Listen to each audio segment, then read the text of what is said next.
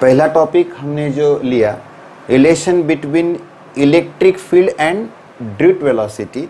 ये next topic हम अब पढ़ेंगे relation between current and drift velocity.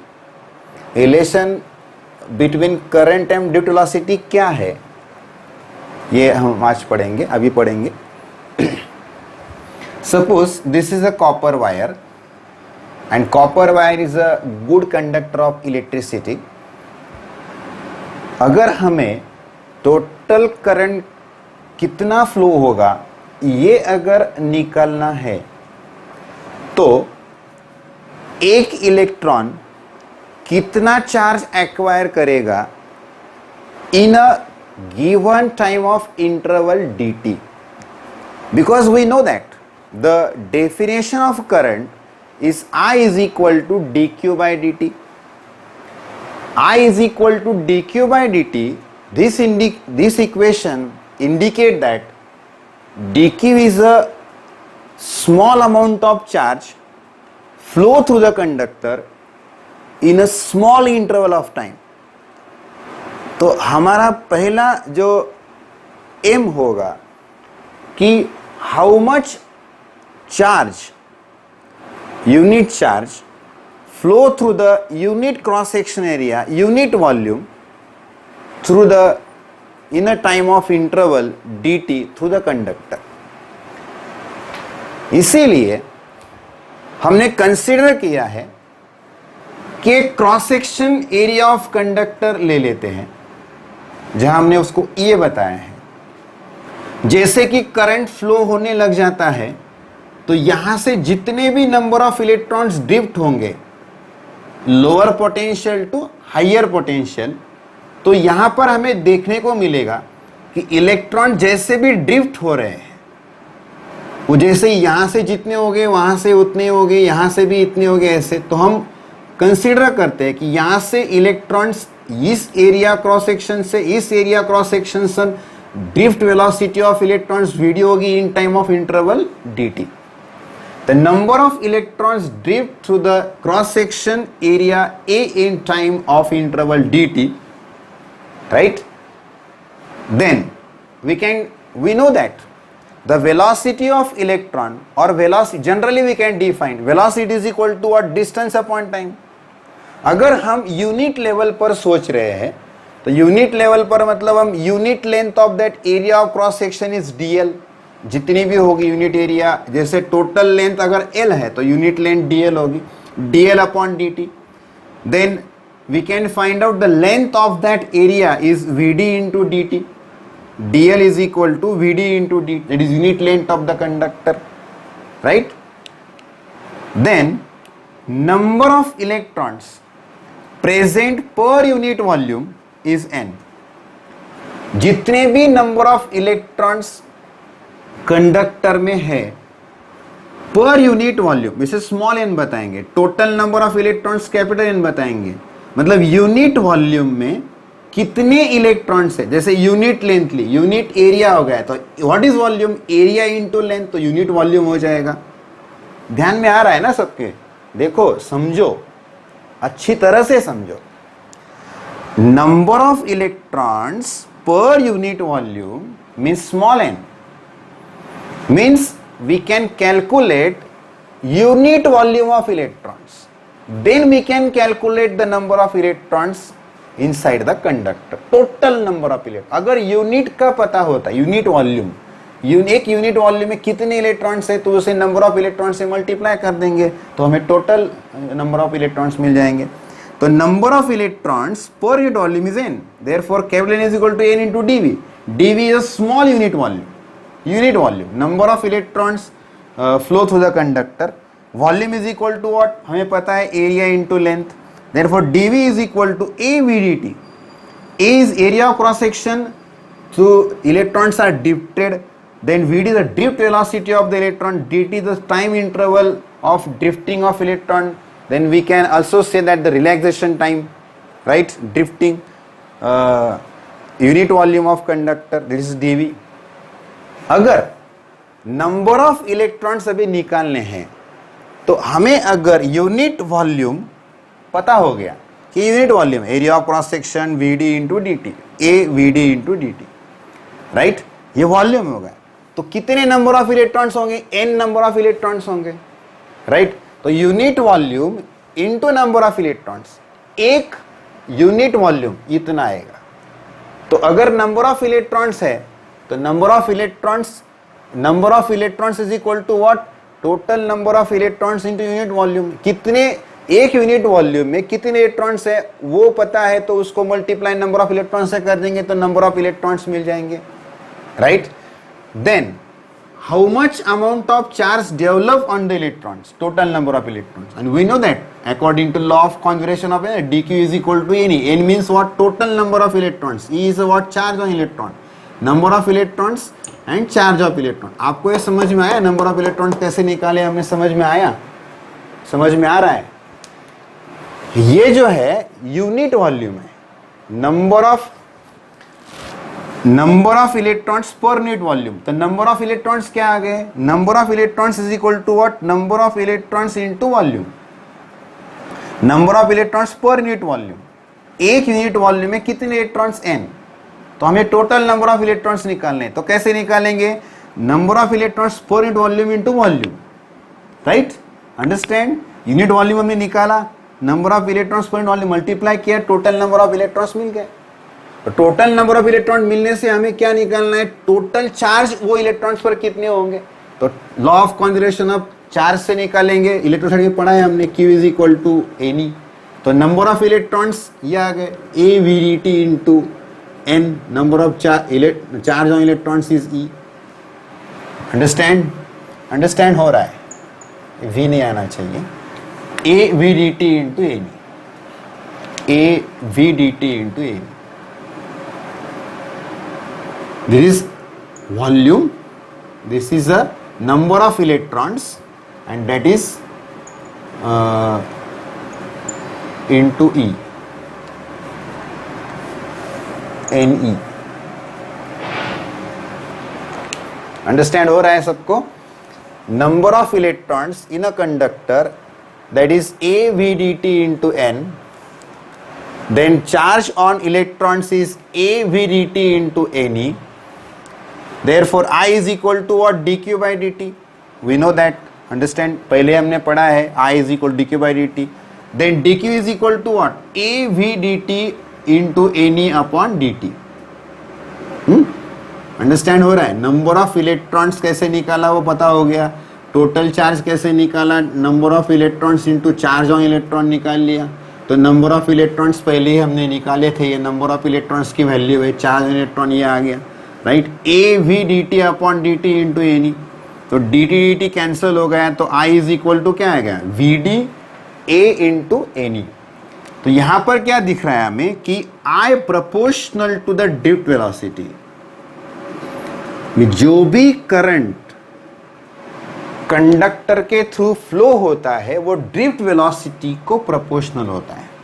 जैसे ही इलेक्ट्रॉन फ्लो की ड्रिफ्ट वेलोसिटी बढ़ेगी वैसे ही कंडक्टर थ्रू इलेक्ट्रिक करंट बढ़ेगा, राइट। मतलब ड्रिफ्ट वेलोसिटी तो बहुत ही स्मॉल होती है, 10⁻⁻⁴ मीटर पर सेकंड के ऑर्डर में होती है। Means due to the very small velocity sufficient current is flow through the conductor. अगर वेलोसिटी स्मॉल भी है तो भी sufficient current conductor through flow होता है। I is equal to VD A NE, right? Therefore VD is equal, but we know that VD is equal to understand. देखो VD का equation हमने पहले टॉपिक में पढ़ा है, EV upon ML into tau average. ये VD का equation है टोटली, ये इक्वेशन जो है ये VD का है, हमने पढ़ा है। V is what? Potential difference. This is a potential difference applied across the conductor, right? This is potential length of the conductor, total length of the conductor. Tau average is the relaxation time, average time of electrons collides with each other between two collision time interval, that is relaxation time. EV upon ML into tau average into ANE, right? Therefore E into E A square, N as it is, tau average, V potential difference, this is a potential difference well applied across the conductor, right. तो V is equal to लिखेंगे तो यहां से ये multiply होगा I into M L upon N E square upon tau average, right. तो V is equal to, it is potential difference, this is a potential difference is equal to M L upon N E square tau average into I। तो यहां पर हमें दिख रहा है कि दो बातें हम सोचेंगे कि टाउ एवरेज जो है और number of electrons per unit volume जो है, दिस इज टाउ एवरेज है तो वो कम होगा whenever temperature is increases. Temperature अगर बढ़ता है तो टाउ एवरेज क्या होगा, कम होगा, मीन्स कोलिजन ज्यादा होने लगेगा, time interval between two successive collision of electrons is decreases.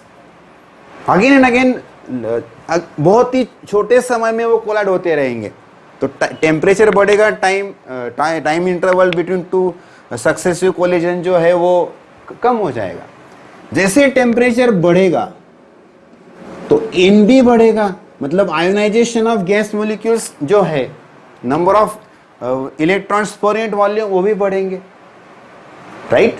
तो ये जो दो पैरामीटर्स है टाउ और एन वेरी हो रहा है, राइट। अगर ये वेरी होते हैं तो पूरा इक्वेशन में वेरिएशन आ जाएंगे, पोटेंशियल डिफरेंस में वेरिएशन आ जाएगा, पूरा कैलकुलेशन करेंगे तो, राइट। तो हमें ये सोचना है, तो ओहम्स लॉ यही बताता है कि ये पैरामीटर्स जो है, ये पैरामीटर्स हमें कांस्टेंट रखने हैं। इसीलिए हम जब ओहम्स लॉ पढ़ते हैं तो हम बताते हैं ऑल पैरामीटर्स, अगर ओहम्स लॉ में ये स्टेटमेंट आप लिखते नहीं तो गलत होता है। All parameters means atmospherical condition of the conductor remains constant, then V proportional to I। Temperature constant होना चाहिए, length of the conductor constant होना चाहिए, जो भी एटमॉस्फेरिकल कंडीशंस है वो अगर कांस्टेंट होगी तो ही ओम्स बताते हैं मेरा लॉ वहां पर एलिजिबल होगा, मेरा लॉ अप्लाई होगा। अगर कंडक्टर की कंडीशंस आप बदल देते हैं, एटमॉस्फेरिकल कंडीशन हो या कुछ भी पैरामीटर्स बदलते हैं, तो ओम्स लॉ एप्लीकेबल नहीं है। Ohm's law is applicable whenever the parameters of the conductor, conditions of the conductor according temperature, pressure, atmosphere condition, length of the conductor are constant, then V proportional to I। हम आगे के lecture में हम Ohm's law भी पढ़ेंगे। आपको ध्यान में आएगा, टेम्परेचर बढ़ रहा है तो रिलैक्सेशन टाइम कम हो रहा है, टेम्परेचर बढ़ रहा है तो ionisation of gas and ionisation of molecules भी बढ़ रहा है। इसीलिए ये पैरामीटर्स हमें कांस्टेंट रखना भी जरूरी है। आप सभी को ये लेक्चर ध्यान में आया होगा, नंबर ऑफ इलेक्ट्रॉन्स निकालना जरूरी है। नंबर ऑफ इलेक्ट्रॉन्स निकालने के बाद टोटल चार्ज उस इलेक्ट्रॉन्स पर कितना होगा वो निकालना जरूरी है। बाद में आप I is equal to dq/dt use करके relation between the current and due to velocity भी निकाल सकते हैं। यहां पर एक VD का इक्वेशन जो है, जैसे I is equal to E upon M into tau, ये in terms of electric field है। VD का equation E upon M into tau, तो A इंटू एनी ऐसा भी लिख सकते हैं। ये VD का इक्वेशन है अकॉर्डिंग, जैसे यहां पर हमने सिर्फ क्या किया है, E की वैल्यू V अपॉन L डाली, बाकी कुछ नहीं है। This is in terms of electric field and current, right. This is in terms of potential difference, this is in terms of potential difference. को सभी को समझ में आ रहा है? कोई डाउट्स है तो आप क्लियर कर सकते हैं, आप कभी भी पूछ सकते हैं। यहां पर relation between current and due to velocity, वहां पर इक्वेशन लिखते वक्त I इज इक्वल टू लिखा नहीं गया, but VD is equal to ऐसे लिखा है, आप वहां पर देख सकते हैं। और लास्ट इक्वेशन जो पूरा फाइनल किया हुआ है वहां पर एरिया ऑफ क्रॉस सेक्शन लिखना रह गया है, तो वो करेक्शन क्या है वो अभी बताते हैं। पहले तो इसके लिए मैं सॉरी बोलता हूं कि वहां पर लिखने में वो गलती हो गई। तो वो इक्वेशन का है, जैसे यहाँ से स्टार्ट करेंगे I is equal to drift velocity VD I is equal to VD NAE, N number of electrons per unit volume, A is area of cross section and charge on electron. Therefore जैसे लिखना चाहते थे हम, but VD is equal to हमने पढ़ा हुआ है EV upon ml into tau. तो I इज इक्वल टू क्या आएगा, VD का इक्वेशन पुट करेंगे VEV upon ml tau into NAE, right. Therefore I is equal to N E square, N E into E square tau A upon ml into V. ये V क्या है, potential difference है, right. Therefore V is equal to क्या आएगा, ml upon N E square tau into A, right, tau into A into I, ऐसे cross multiply होगा ml into I upon n e square tau A. M is mass of electron, L is length of conductor, N is number of electrons per unit volume, E is a charge on electron, tau is a relaxation time interval between two successive collision, A is the area of cross section when electrons are drifted through the area, and I is a current flowing through the conductor. तो यहाँ पर अगर देखा जाए तो ये पूरा parameters जो है वो कांस्टेंट होना चाहिए, तो ही ओहम्स लॉ एप्लीकेबल है. Ohm's law is applied whenever mass of electron, length of conductor, number of electrons per unit volume, charge on electron, relaxation time, area of cross section, both parameters are constant. Then V is proportional to I. जैसे temperature अगर conductor का बढ़ेगा तो relaxation time कम होगा और ionisation of molecules बढ़ेगा. तो वहाँ पर वो गलती हो गई थी, यहाँ पर इक्वेशन में लास्ट में A लिखना बाकी रह गया था, वहाँ A लिख लीजिए, और जहाँ पर मैंने VD इज इक्वल टू लिख दिया है वहाँ पर I इज इक्वल टू आप ऐसा कंसिडर, मतलब यहाँ से आप फिर से कंसिडर कर सकते. इसके लिए फिर एक बार मैं सॉरी बोलता हूँ, आप ये करेक्ट कर सकते हैं. लास्ट में आज के लेक्चर में हम देखेंगे इलेक्ट्रॉन्स मोबिलिटी. इजी आर्टिकल है. The mobility of free electrons is defined as the drift velocity of electron per unit electric field. Drift velocity of electron per unit electric field मतलब electric field conductor को apply करने के बाद per unit electric field electrons कैसे drift हो रहा है, मतलब जो ड्रिफ्ट वेलोसिटी इलेक्ट्रॉन्स को मिली है वो पर यूनिट इलेक्ट्रिक कितनी है, उसे कहते हैं mobility. Mobility of electron is drift velocity of electron per unit electric field, right. Then the unit is defined in two ways, right. We know that velocity is meter per second. Unit of velocity is meter per second. Unit of electric field is volt per meter according to potential upon distance, potential gradient, right.